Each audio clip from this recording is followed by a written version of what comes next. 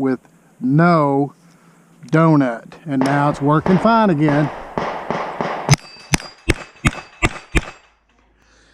So my original MPX ran fine for 5 or 6 years, and I decided to replace this extractor spring in the bolt head. You can see how the old one had seen better days.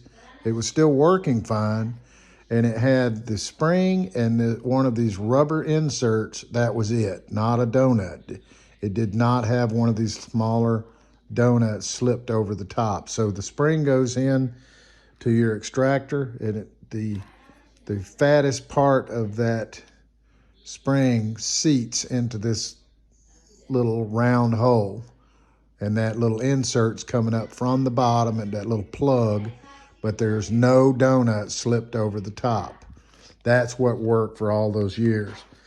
So then I called SIG, and of course SIG will not send me new springs. Instead of, they want me to send the entire gun in to replace a little spring. So typical SIG customer support. So they referred me to In Lead We Trust to buy the parts. I had to buy a pack of like 10 or 20 of the springs, inserts, and donut. And I got those in, and SIG recommended, hey, use the little rubber donut. Base, or the wider part of the spring, has the rubber insert going into it from this end. Okay, that should snap relatively easy into the extractor and trap that little plug, because it can't come out from that end. And I can't see is my main problem, but this should go in there pretty easy. Okay, it does. It kind of snaps in there without any tools or anything. See, it's retained in there.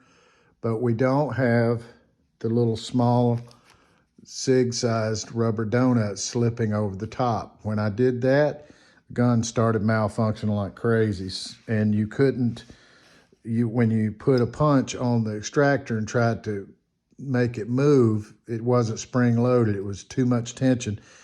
Same thing on the rental gun at work, and it actually broke the back of the extractor. It broke the metal right here and split it in two. So it broke that gun. So definitely putting too much tension on the extractor will probably break the extractor if you shoot it enough. And if you slam it down on the rim of lip of the cartridges too much. So when I put this in, it should fix it. But one thing to also cover here is this is a Springco enhanced AR springs. These are the ones with the fewer windings. There's one with like 5 windings, one with 4 or 3 and 4, but it's the one with the lesser number of windings, the same as the MPX. But the problem is these springs are they're just thousandths thicker, and the base is a little bit wider. So you can get it to seat into the extractor without the donut, but again, you're right back in that situation where you can't get the extractor to be spring loaded and move. So that's a no-go. That would just break me in a different way. So no donuts and no AR-15 springs. These were great, but not for the MPX. They're also a little bit longer, and that's probably the issue. So I've got the OEM part in there, the spring with the little rubber insert coming from the bottom of the fat side up. It's snapped in there. Now I should be able to seat this into the bolt head and take the retaining pin, which also has a lip, and I'm going to take that and find the side that's the bigger hole, and I've just lightly pressed the extractor in, and this should go all the way through with no problems. Okay, there we go. And then all the way flush. Now we'll see that with the spring and the insert and no donut, OEM parts, see my extractor, it's not chipped or worn too bad on this side. And now it's got nice range of motion and spring tension. Now that is going to work perfect. So I'm going to put it back in the bolt with the extractor on the outside. And then I'm going to find the pin. There's a dot on the bolt carrier, and there's a dot on this key or pin.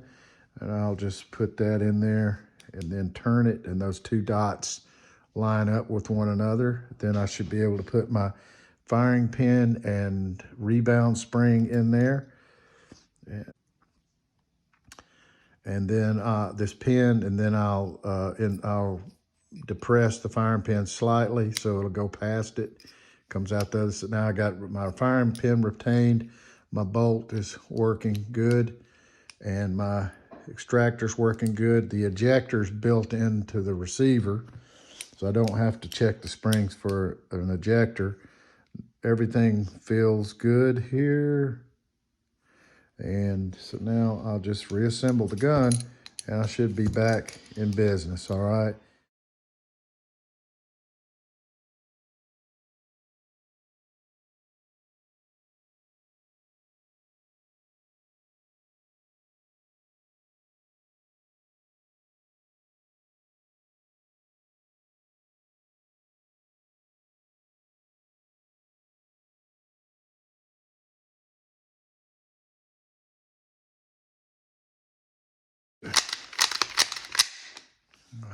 Everything is good. Back to the range. SIG MPX, no malfunctions in about 5 or 6 years that I own this. This is a Gen 2. But as soon as I replaced the extractor spring and put the donut on it, instant malfunctions. But I've gone back to the original spring with the insert with no donut, and now it's working fine again.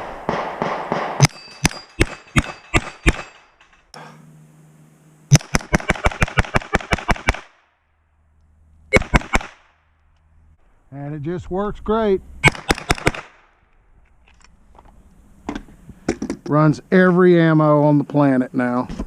So it's back to normal. I think most of the problems with SIG MPXs is springs and fiddling with them and changes that SIG makes. If you get a good one, leave it alone.